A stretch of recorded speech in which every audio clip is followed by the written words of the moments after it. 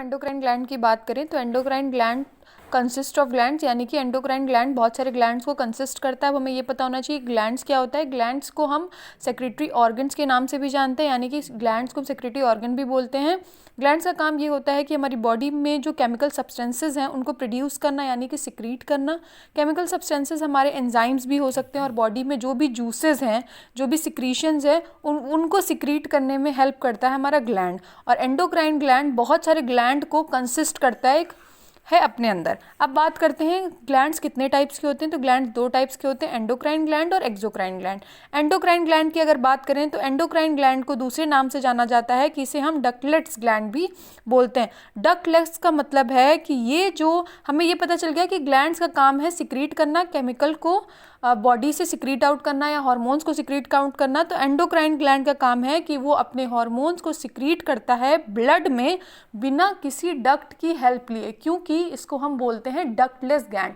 Duct का मतलब है कि ऐसे ग्लैंड जो किसी डक्ट्स की मदद से सिक्रीशन करते हैं बॉडी में, वो तो डक्टलेट्स हो गए। जैसे अगर हमारे जो हार्मोन्स हैं या केमिकल सब्सटेंसेज हैं उनका सिक्रीशन बॉडी में किसी डक्ट के थ्रू हो रहा है, यानी कि या हमारा जीआईटी के थ्रू हो रहा है, रेस्पिरेटरी एपिथेलियम के थ्रू हो रहा है, या स्किन के थ्रू हो रहा है, तब तो उसे हम कहेंगे कि ये डक्ट के थ्रू सिक्रीशन कर रहा है, तो वो हमारा एक्सोक्राइन ग्लैंड हो जाएगा। लेकिन अगर कोई ग्लैंड बिना डक्ट की मदद लिए बॉडी में सिक्रीशन करवा रहा है, वो हमारा एंडोक्राइन ग्लैंड के नाम से जाना जाता है।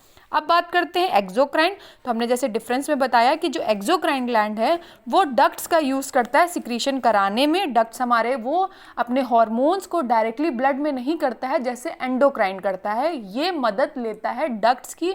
ये करवाएगा सिक्रीशन, लेकिन या तो जीआईटी के थ्रू या रेस्पिरेटरी एपिथेलियम के थ्रू या हमारी स्किन के थ्रू। अब बात करते हैं ब्रीफ में कि व्हाट इज़ एंडोक्राइन ग्लैंड। तो एंडोक्राइन ग्लैंड हमारे हार्मोन्स को सिक्रीट करता है।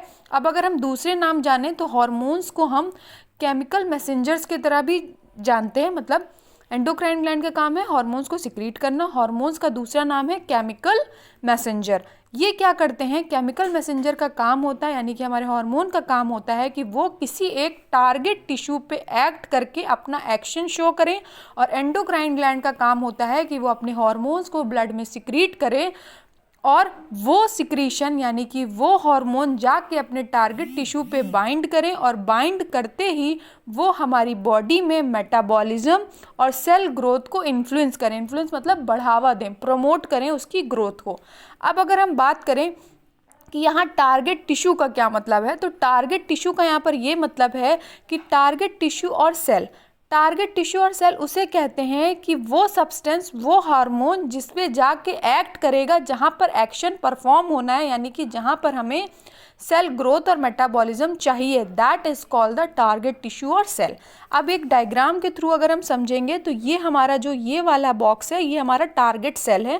टारगेट सेल के ऊपर दो रिसेप्टर प्रेजेंट है, ये हमारा एंडोक्राइन ग्लैंड है।